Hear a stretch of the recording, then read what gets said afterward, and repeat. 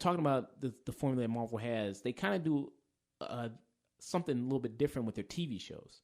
Because I'm going to talk about The Punisher on Netflix right now. And you see the Punisher on Netflix, and their Netflix shows being a little bit more darker, like Jessica Jones and Daredevil. Luke Cage wasn't dark so much. That was more fun. That was more of a lighthearted type show. But they're more dark and gritty. Like that's what they, I think, have television for with the Netflix stuff. And to roll into The Punisher, I really like this show quite a bit. I'm 6 episodes in. I haven't watched all of it. 6 episodes in. And 2 over here. Watched 2. So you watched 2. I watched 6. I'm going to finish the rest of it probably today or tomorrow. And first of all, Jon Bernthal is great as the Punisher. I loved him as the Punisher when he was in Daredevil Season 2. I thought he was really great. Brought a lot of intensity, a lot of just sheer force of nature to the role that I think that's what it requires for the Punisher. And did you ever see the 2 Punisher movies, like the Thomas Jane one and then the Ray Stevenson one?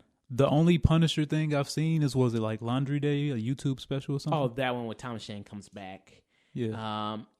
Just to say, like, I'm not a bad Punisher. It wasn't my fault that movie was bad. Like, I'm actually kind of good. That was a nice little YouTube short that was out there called Laundry that had Thomas Jane. It didn't really officially say, but it was the Punisher thing. It was him as the Punisher. Get the fuck out of here. It's not official, but they know what they're doing. Yeah, so it's him coming back as a Punisher. So Jon Bernthal here I think is really great. I mean, he's just that sheer force of nature. I think that's what the Punisher should be. And it's not all just him rampaging. There's a little bit of that at the beginning, because the series kind of opens up with him finishing off the people that were mainly responsible for his family's death. So it's him kind of finishing off those people and just getting rid of them. And there's like one dude he kills in like a bathroom. And yeah, and he says like, hey man, if you kill me, man, we'll bring your family back, man. Let me just go, man. He's like, yeah, and he even admits like, nah, it won't. Will it make you feel better? No, probably not. But hey, I just got to do it anyway. Like, I'm just the Punisher. I got to live up to my name, I just like how he gets away with these murders. Like, then again, that was the only one that was in broad public as much that I've seen. But yeah, he's just killing this guy, and people in the bathroom like, yeah, get a room, you two. Like, he's just choking the shit out the guy with the tie. Oh. You think that's some kinky shit going on in the bathroom? Like, help me, motherfucker. I mean, probably you never know what's going like a bathroom's age. None of my business. Like, I'm just I gotta piss. I ain't none of my business. Get in and get out. As much as I'm talking shit, like, yeah, go help the guy. Like, if I heard that shit, I'm like, yeah, I'm getting the fuck out of here. Yeah. So I mean, it wraps up with him just getting rid of all those people that the last one's responsible for that, and him trying to find some normalcy after that because he's still alive, and it's like, well, I mean, I punished. I did my thing. It's like, so now he's just working at construction, hammering a wall with a huge sledgehammer, which I want that job. I don't know how you get that job. Just hammering a wall. That's all he does. Just goes to construction site, picks up a sledgehammer and just hits a wall over and over and over and over again. Well, yeah, that's a big stress reliever right there, apparently. And I know a guy. I'll hook you up. Yeah, because that looks kind of good stress reliever right there, just to take all that anger and aggression. And him just deciding like, well, what else is there for me in life? Like, do I move on? Because he's still stuck in that place. Yeah, of wallowing in that anger and that sadness. Yeah, what you do is have about 7 flashbacks in 2 episodes about your wife being murdered. Well, I think that's important to understand like that character and his mindset. I think because obviously, I mean, because the show gets into a lot of stuff that he did over there when he was in war, when he was a soldier. And there's some things he did, which obviously he regrets that he did, because he has a certain code of his that, that he regrets some of the stuff he did over there. And that's very important to see that he's not always just this pure violence, rage machine, that he actually does have somewhat of a soft side to him. And he goes to this guy who runs a support group, Curtis, who's this guy who's also a former soldier who lost a leg over in the Middle East.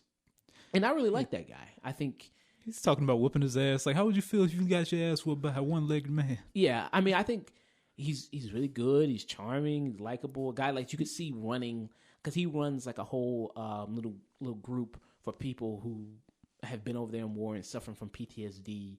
And I think that's a really nice thing that he does. And it's really effective to see like these soldiers and how they deal with coming home and how they feel about coming home. And that's always a heavily talked about thing in movies and TV. I mean, how do you feel about it? Because do you feel like it's a little stereotypical the way they do it? Or do you feel it's just kind of different? How would it be stereotypical? Because you see most movies and TV shows that do things discussing veterans and military people, coming back from home and having PTSD and, they're, stressing out and having flashbacks. Sometimes it can be a little kind of stereotypical the way they do it. Okay, I guess I see what you mean, but I guess I wouldn't call it stereotypical. It's just because, first off, I'll say I don't know anything about PTSD myself. Like, I try to understand it. It's just certain things you wouldn't know unless you have PTSD. Right. When it comes to that, it's like, our troops come back. We try to coach them, like just say, how are you doing? All this stuff, like just simple therapy for the most part. Just try to tell them what helps them, what doesn't. Like, try to stay away from these things, try to work on this. So, I don't know, like, it's kind of generic. Like, it's not much you can change too much in that sense. You can make it more emotional in the scene and like have more depth to it, but other than that, it's kind of cookie cutter. Okay. So Curtis, I think, is a really good character. Billy Russo is also in the show, and they did a complete change of Billy Russo's character from the comics, because in the comics, Billy Russo is a mob boss, and then in this one they changed it to he was a special forces soldier with Frank Castle and they were together in the same unit over there in the Middle East. And I think that's a nice change. I'm a little concerned about it because obviously Jigsaw is one of the Punisher's big villains in the comics. And it's another kind of situation where the superhero always has to have the opposite of himself. A little bit where, like Spider-Man has Venom and Superman has Zod and Batman has Bane, like the opposite of who they are, you know what I mean? Like the evil version of them. So but I am interested to see how he will turn and how he will become the bad guy for the Punisher. That is, I'm very interested to see that path and where that goes, because right now he's being portrayed as like the best friend of the Punisher, like somebody who is like a really good friend to him and like family to him. The stuff that I think is the weakest elements of the show, I think. Oh, real quick, another positive. I like Micro, the guy who plays Micro. He's really good. I think him and the stuff with him and the Punisher and how like one's trying to get one over the other and the other one's trying to get, like, I think that's a nice back and forth, because these are both guys that are hiding from the government and are incredibly paranoid people. And you see that being played out of, who's going to trust who first. And because the Micro needs the Punisher and to execute some things. Like he says, hey, you're a missile, but every missile needs a guidance system, and I can be that for you.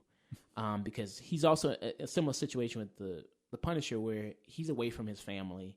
Like, he still has one. They're not dead, but he's away from his family. And they think he's dead. They think he's dead. And do you think it's a little creepy, the fact that he watches his family on cameras that's installed in the home? Do you think that's a little weird? I mean, if he avoids the bathroom, then no. It's like, that's his family. Like, I can't be there. It's going to run me to death if I don't know if they're alive or not. Right. So let me install the cameras. I know they're alive. If anything happens, like he rushed out there just to make sure, like, I got the gun, I'm ready. Yeah. So I don't mind at all, like, as far as like creepiness or whatever. Okay. If it's somebody else's house, then that's creepy as shit. Yeah, I guess so. You're right. It is his family, and he's there. He's, making sure they're okay, and he can't physically be there with them because they think he's dead, and he needs the Punisher help to get rid of the people that want him dead. And how did the Punisher know where his family was to begin with?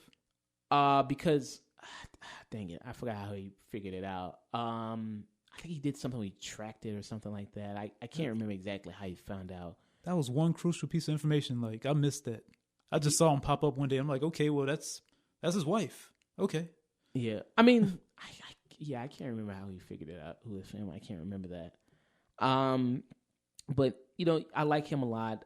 It's Eben Moss Bacharach who plays Micro. I think he's really good, and I like his relationship with the Punisher. I think it's a really good relationship with them. But some of the weaker elements of the show for me is the Homeland Security stuff. Like the woman, her name is Amber Rose River, who when I first read her name, Amber Rose, I'm thinking of like the Instagram mom. Like, damn, Amber Rose is in the Punisher. Oh shit! But That'd be great.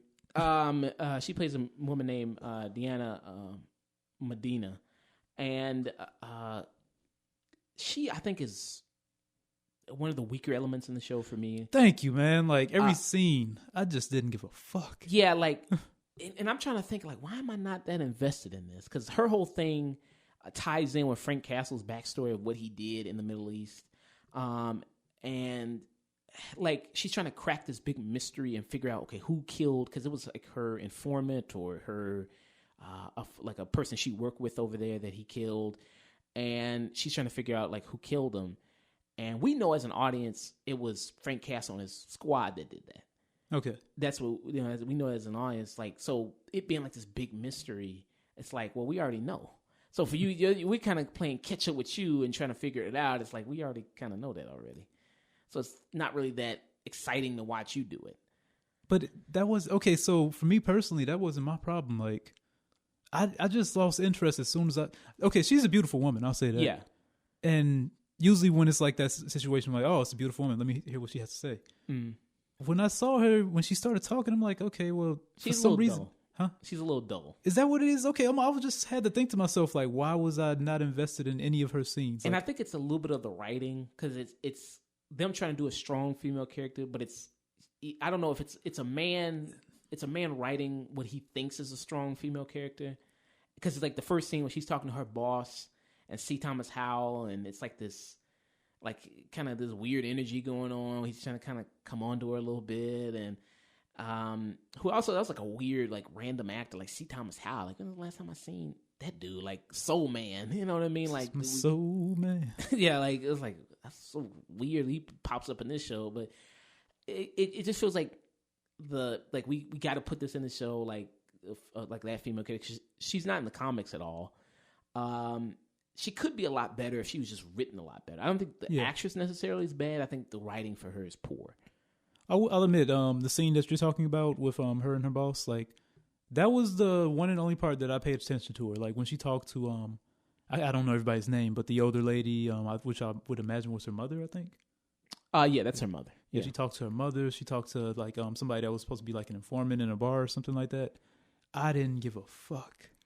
And I still don't know why, man. It's like, yeah, okay, what's the problem here? Like, she has everything you would think they would need. Like you said, a strong woman. She's got beautiful looks. She's assertive enough. Like, the scene itself just seemed meh. Yeah, I just, like, all that stuff. Whenever they come back to it, it's the dullest part of the show. And then her partner, who's played by Michael, I looked at his name, Michael Nathanson. Michael Nathanson. That's a hard name to say. Yeah, it's like, pick one, Nathan or Nathan, or your name Nathanson. I mean, okay, so Michael Nathanson as Sam Stein, who's her partner. He's terrible. I think he's genuinely really bad. Like, he makes corny, awful jokes that's not funny, that just ruins the moment. Like, I think he's really terrible for a lot of his scenes. Deborah Ann Wolf, who comes back as Karen Page, she's good. I think she's still really good. And she's one of the connections that connects all the, the Marvel Cinematic Universe stuff, with Daredevil, and she was in Defenders and all that type of stuff. So I think she's still really strong here. She brings a lot of emotion, again, to the role. I like it so far. I think it's pretty good. I'm continuing to finish the rest of it. And when I do finish the rest of it, when all of us finish the rest of it, we're going to come back and discuss the season overall, some good high points, some strong points. Maybe she gets better. I hope so. But, I mean, as of now, it's just the Homeland Security stuff. That stuff is just the typical government conspiracy stuff and this dirty people and all that type of stuff. So it's kind of boring. And it's like not that interesting. Yeah. So, I mean, but I still do like it. I think it's good. I think it's definitely for me right now better than Iron Fist. I'm more optimistic. Oh, fuck yeah. Yeah, I'm more optimistic with this. I've seen some people say this is like on par with Iron Fist. I don't know what the hell you're talking about. Like, because this is not on par with Iron Fist. I don't know what you're talking about. Like, I don't know what show you're watching. Are those people like paid? Like, are they about to get fired? Like, what's happening here? I don't know. I saw some people online say, I was like, I don't know what the hell you're talking about. Like, but I did see somebody make a good comment. They said it's like 24, the best seasons of 24 and Homeland all rolled together. And I was like, that's a pretty cool description of the show. I guess. I don't know. I haven't seen either one of those too much, so yeah. I can't. I mean, 24 was all about crazy, kind of like stuff with Jack Bauer and being like this force of nature kind of. And Homeland has that, government conspiracy stuff and, figuring out the truth and all that. So I think that's a good, accurate description of the show. Okay. Like, yeah, I think it's really good. So I can't wait to finish it. I really like it. I'm more optimistic about this season than I was Defenders or Iron Fist. Okay, nice. I think it's really enjoyable. Hello, thanks for checking out our content. If you liked it, let us know, and if you didn't, let us know that as well. If you want to see more content, we post every Saturday on SoundCloud. You can also find us on various social media